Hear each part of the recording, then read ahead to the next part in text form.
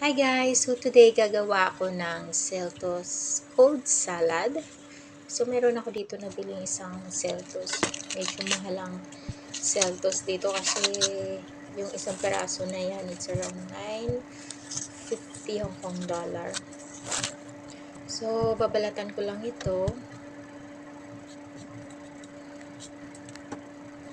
So by the way pala guys, yung for the sauce nito is nakalimutan ko siya i-video kaya ilalagay ko na lang sa screen yung sauce na ginawa ko para dito. So ayan guys, then yung request ng alaga ko, gusto niya yung parang spaghetti style siya, kaya yung kanyang celto, so yun, ganun yung gagawin ko rito. So ayan guys, so yung isang buong celtos is hinap ko lang siya.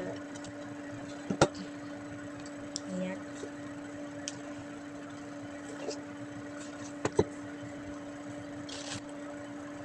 Then, lalagyan ko siya ng konting salt. So, konti lang kasi hindi ko na siya babalnawan mamaya. So, konti lang ilalagay para hindi siya mag-salty masyado kasi yung sauce niya na gagawin ko, ilalagyan ko siya ng fish sauce. So, yan guys. And then, after 30 minutes, nakita nyo yung water niya. Then, i-strainer ko siya. O, gusto nyo pigain, pigain nyo. So, yan. Di ba makatas talaga siya. Kasi lumabas yung water niya. So, yan. Kailangan natin strainer siya mabuti.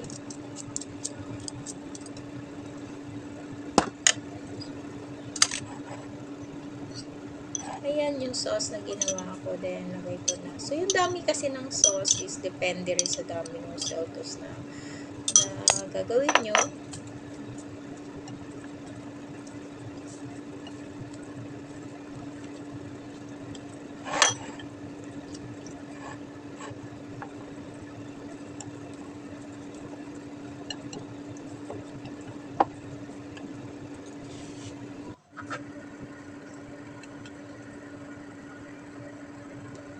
Then, transfer ko na siya sa serving plate. By the way, ito pala kanina nung sinuko siya sa konting salt, nilagay ko muna siya sa fridge para malamig siya kapag serve na, di ba?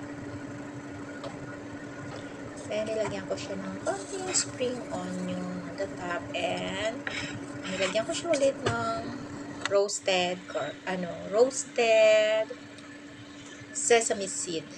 So, itong ginawa ko, hindi siya spicy, pero if you want spicy, you can add chili. So, thank you for watching. God bless!